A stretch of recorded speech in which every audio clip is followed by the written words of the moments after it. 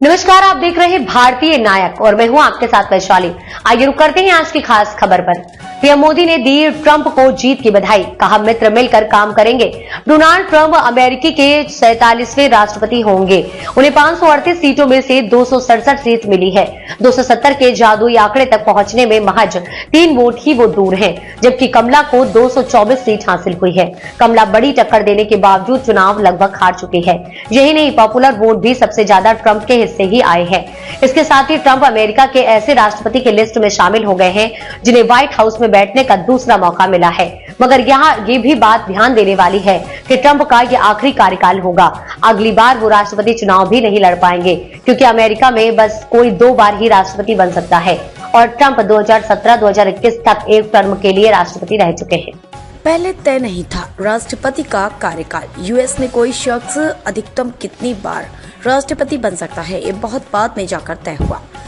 America में पहले राष्ट्रपति जॉर्ज वॉशिंगटन ने 2 टर्म के बाद रिटायरमेंट ले लिया था। उसके बाद ये अनौपचारिक नियम जैसा बन गया कि 2 टर्म तक के लिए ही प्रेसिडेंट की कुर्सी पर बैठना है। 31 अमेरिकी राष्ट्रपति इसका पालन करते हैं।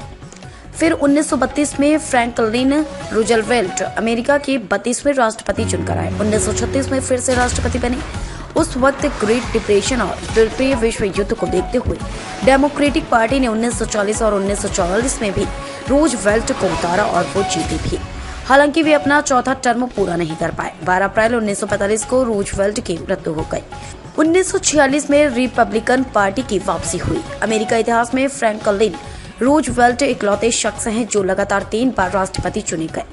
22वें संशोधन ने तय किया 2 टर्म का नियम। 1947 में हूवर कमीशन की सिफारिश पर आखिरकार अमेरिकी संविधान में 22वां संशोधन हुआ। 27 फरवरी 1951 को एक संशोधन ने अमेरिका में राष्ट्रपति के कार्यकाल की अधिकतम सीमा 8 साल यानी 2 टर्म तय कर दी, जो आज भी जारी है। इससे सत्ता का केंद्रीकरण नहीं होता, नए नेता और विचारधाराएं सामने आती रहती हैं। हालांकि अगर कोई राष्ट्रपति मिड टर्म में कुर्सी छोड़ देता तो नियम थोड़े अलग हैं।